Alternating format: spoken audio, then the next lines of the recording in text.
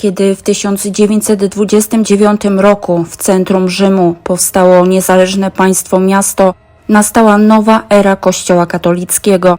Dziś Watykan jest najwnikliwiej obserwowanym państwem świata.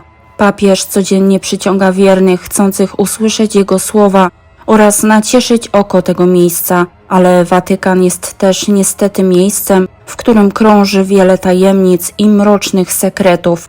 Dziś poznacie jeden z tych bardziej przerażających. Ciekawi? To zapraszam do oglądania.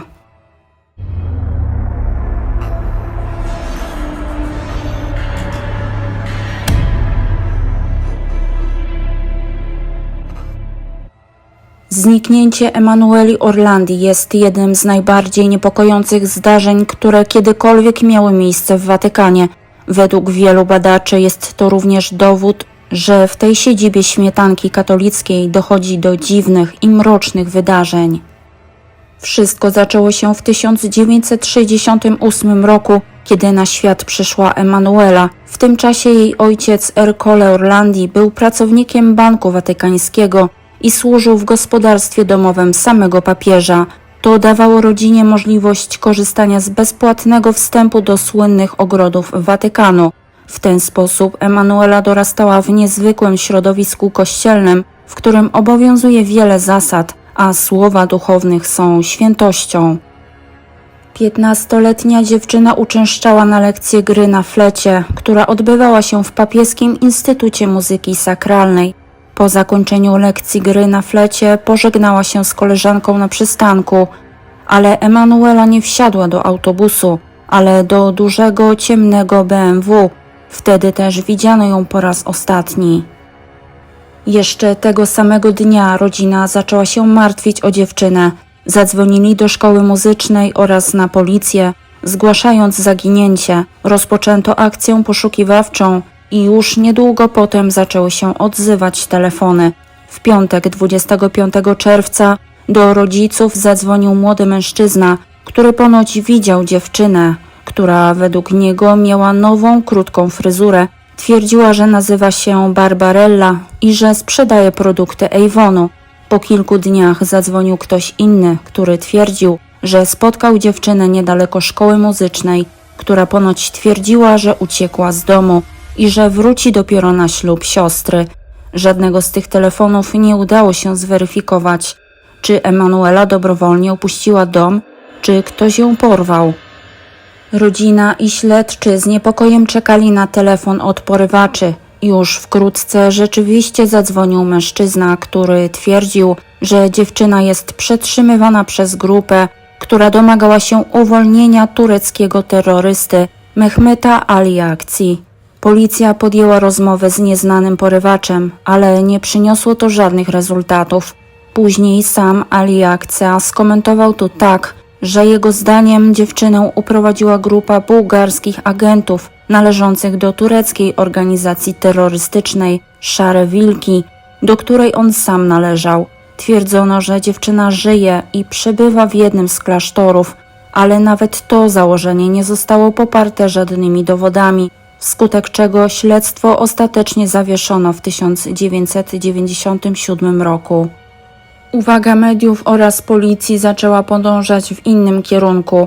Wiele zaczynało wskazywać na to, że dziewczyna padła ofiarą szantażu i miała służyć jako gwarancja milczenia jej ojca na temat pewnych wrażliwych dokumentów, na które natrafił podczas pracy w Banku Watykańskim.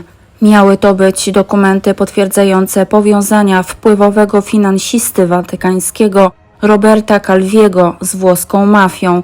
Rok przed zniknięciem dziewczyny mężczyzna wyjechał z Włoch i niedługo potem znaleziono go powieszonego pod jednym z londyńskich mostów. Jego kieszenie były ponoć wypełnione pieniędzmi i kamieniami, co mogło wskazywać, że za jego śmierć odpowiadała wpływowa włoska mafia.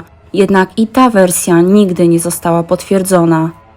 Wiele osób wierzy, że ojciec Emanueli zabrał tajemnicę o swojej córce do grobu. Czy to oznacza, że dziewczyna nadal żyje, ale boi się ujawnić swoją tożsamość pod groźbą śmierci? Przez wiele lat sprawą zajmowali się śledczy, a nawet osoby bezpośrednio związane z Watykanem. Jeden z nich, wpływowy ksiądz i egzorcysta Gabriel Amort, twierdził, że za kurtyną Świętej Stolicy Apostolskiej skrywa się mroczna sieć tajnej organizacji handlującej białym mięsem, a szczególnie młodymi dziewczynkami. Czyżby Watykan sabotował śledztwo, aby cała prawda nie wyszła na jaw? Podobno kilka tygodni przed Emanuelą z Watykanu zniknęła Mirella Gregori. Ponoć nikt nie widział, jak udała się na rzekomą randkę z byłym kolegą z klasy. Również w jej przypadku podejrzewano udział szarych wilków i niektóre ślady wskazywały, że mogła paść ofiarą przemocy seksualnej ze strony księży, polityków czy mafii. Czy obie dziewczyny mogły paść ofiarą tej samej mafii? Chociaż przypadek Emanueli ma już kilkadziesiąt lat, to wciąż jest żywy, a rodzina wielu policjantów nadal liczy na wyjaśnienie sprawy. Dodatkowo co jakiś czas pojawia się jakaś nowa wskazówka, którą od razu zaczynają sprawdzać. Na przykład w 2012 roku na polecenie papieża Benedykta XVI otworzono grób przy murze Bazyliki Świętego Apolinarego z podejrzeniem, że mogą się tam skrywać szczątki zaginionej dziewczyny. Jednak przeszukiwania grobu nie przyniosły żadnego rozwiązania.